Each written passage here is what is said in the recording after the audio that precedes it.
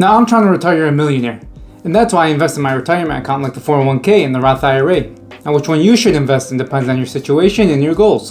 Hey, what's going on guys? It's Nate with you from the Millennials channel where I teach you everything about money that school hasn't taught you. If you're new here, make sure to hit that subscribe button, that like button, and turn on that post notification bell so you know when you can post. We're almost halfway to our goal, which was 100 subscribers by the end of April, so help me make that happen by hitting that subscribe button. Today we'll be talking about what a Roth IRA is, what a 401k is, how they work, and why you should invest in one. Well, a traditional 401k is basically a tax advantage retirement account that allows you to invest with pre-tax dollars. This is the money from your gross pay before you're taking out taxes for federal tax, social security tax, Medicare, and all that good stuff. The advantage here, since you're investing with pre-tax dollars, you're able to invest that money that would have been taken out as tax otherwise. So you're deferring your taxes until you retire. So when you retire and you're ready to withdraw your hundreds of thousands or even your millions of dollars that you have in your 401k because you're financially smart thanks to the millennials, then you would get taxed on the money. So if you want to withdraw $50,000 from your 401k at the time to pay your bills for the year, to pay your mortgage or whatever other bills you have, you'll only get taxed on that $50,000 as income. So you'll be taxed 22% compared to whatever your income was at this time. So if I'm making $100,000 now, I fall in the 24% tax bracket. Now if I invested with post-tax money, that money would be taxed at 24%. Now if I use pre-tax money like in the 401k and then down the line I only need that $50,000, I'll take that out and be taxed 22%. These 401k accounts are usually employer sponsored, so you can only open up a 401k if your employer offers it. With the 401k, since it reaps such good benefits and it is a retirement account, you're only allowed to withdraw your money after 59 and a half years old. If you withdraw it before 59 and a half, you'll be taxed and you'll be subject to a 10% penalty. Well, with that being said, there are a few tricks to getting your money a bit early, and the first one is probably the simplest to understand, which is the rule of 55.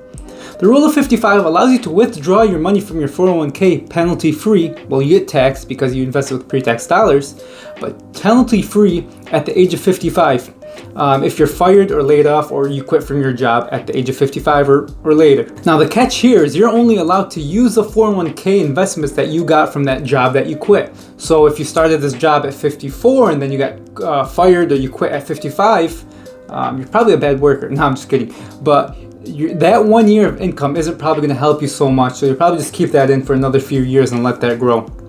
On the other hand, if you're at the same job since you were 20 and you had 35 years to build up that fund, you can access that 35 years of 401k since it's from the current job that you quit. Now you have to remember that the 401k is not what you're investing in, it's just an account that holds your investments. You're not buying 401k stock. Your 401k is just a normal brokerage account that's a retirement account, just like WeBull is.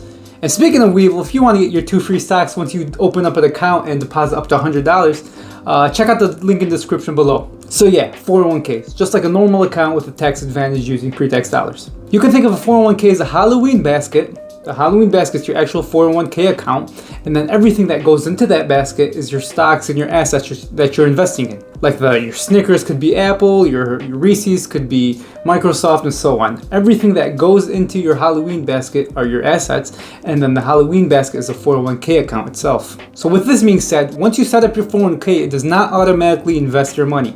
So once you open up your 401k and you set it up, you have to pick the individual funds or ETFs that you want to invest in. Don't open up your 401k and think that you're done, because then your money will just be sitting in there, not invested in anything, losing money to inflation.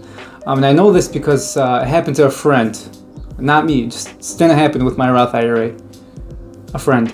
So I did leave one detail out here about your 401k, and it's probably the biggest detail and the best advantage of a 401k. When you open up a 401k and invest into your 401k certain percentages of your paycheck, your employee will also match your contributions. Your employer does this because they'll have something called a vesting period, which is basically a certain amount of years, it could be 3 years, 5 years, whatever, in order for your full employer's match in order for you to get your full employer's match. So if your company has an employer match of 10% and their vesting period is 5 years, this means in order to get all the contributions that they put into your 401k for you, you have to stay there for 5 years. So this employer match incentivizes the employee to stay at that company. So depending on how your employer's vesting requirements are, if you leave before your vesting period, let's say at 5 years and you leave in 3 years, you won't get that full benefit of the employer's match, or you just might not get it all. This completely is on a separate basis from each employer. Let's take an example on how the 401k match works. And I've used this in the past.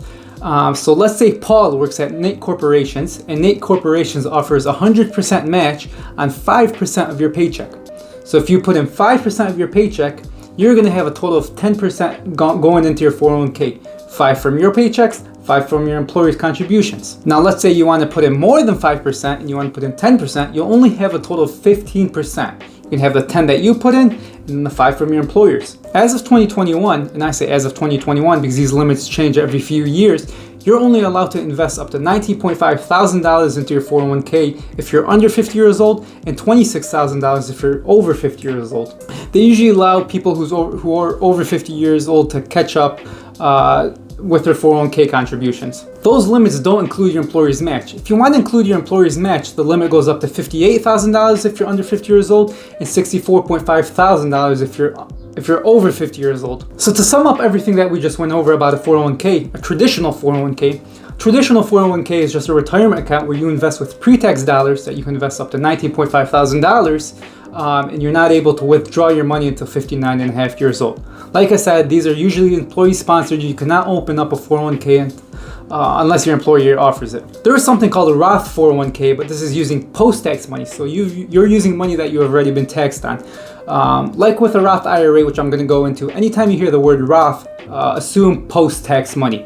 Anytime you hear the word traditional, assume pre-tax money. So the next account that we're going to be talking about is a Roth IRA or a Roth individual retirement account, which you invest in with post-tax money. This is the money that's coming into your bank account after you've already been taxed. Unlike a 401k, you're able to open up a Roth IRA without an employer who offers one because these are individual retirement accounts. With that being said, there are some restrictions. You're not able to open up a Roth IRA if you make over $140,000 filing as a single or $208,000 if you file jointly. The age limit is the same here. You're not able to withdraw your gains from your Roth IRA until you're 59 and a half. But notice how I said gains, not money, I said gains. With a Roth IRA or anything that you invest in with post-tax money, even a Roth 401k, you can withdraw your contributions or anything that you've invested at any time.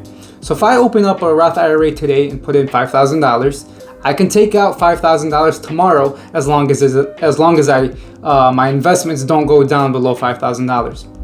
But if that $5,000 goes to $6,000 in a year, and then in a year I want to take that money out, I'm only able to take out $5,000 without penalty because those are the contributions that I've made. Similar to a 401k, there's a limit on how much you can invest into these accounts. $6,000 if you're under 50 years old and $7,000 a year if you're over 50 years old. Now there are some advantages to a Roth IRA over a 401k. Like I said, the first one being you don't need an employer to open up this account. You can open this account freely whenever you want, wherever you want. And the second one is in your 401k, your investment options are limited to the funds that brokerage that your employer uses. But with a Roth IRA, you're able to choose what brokerage you want to use and which funds you want to invest in. So you can choose to go with Fidelity, you can choose to go with WeBull, you can choose to go with Vanguard, and you can see whatever funds they have, and it's not limited. One thing to note with your Roth IRA is there may be initial minimum requirement options depending on the funds. So they may require you to invest a certain amount into a fund if you want to start your Roth IRA. So like with Vanguard, if I want to invest into S&P 500 mutual fund, I'm required to invest at least $3,000 before I could even invest. So if you can't invest $3,000 at one time, you have a few options. You can go something smaller like a target fund, which only has a minimum requirement of $1,000, or you can just save your money, pile that money up until you get to $3,000 and pick a different fund. So now that we went over both the 401k and the Roth IRA, which one should I open and which one do I personally use? Personally, I have both. With the 401k, I invest as much as my company matches. Whereas my Roth IRA, I just max it up to the $6,000 a year. I have these automatically set up every 2 weeks for Vanguard to take out money and do the automatic investments. So this way, I'm becoming a millionaire and I don't even have to click a button. Of course, that's assuming the average 8 to 11% return on my money that I get in the stock market. Now the reason I have both is simple. If I'm taking out money like $50,000 to cover my bills for the year, I want to take that out from my 401k so I can be in the lower tax bracket. At $50,000 withdrawal, that's just going to put me in the 22% income tax bracket. Now, if I took out $500,000 out of my 401k to buy a boat or a house, that's going to put me in the highest tax bracket, which is right now 37%. So rather than using my 401k for those big purchases, I'm just going to use that for my yearly salary, I would say, my yearly self-salary of $50,000 or whatever I choose. For my Roth IRA, that's what I'm going to use for the big purchases, the purchases that would be in the higher tax bracket. So if I want to buy a house, I'm going to take out $500,000 from my Roth IRA and not get taxed at that. Think about that. If I made $500,000 today, I'd be taxed at 37%. So instead of being taxed at 37%, I'm being taxed at 22% or 24% today, but I'm withdrawing it tax-free. So essentially, I'm saving on 13% of tax. 37 minus 24, 13% of tax. So the TDLR for all my Reddit friends: big purchases, Roth IRA; small salary, 401k. With that being said, guys, I really hope you guys learned something today. Like I said, we're almost halfway at our subscriber goal, 100 before the end of April. So if you're new and you haven't subscribed, hit that subscribe button. And until next time, I'll see you guys soon.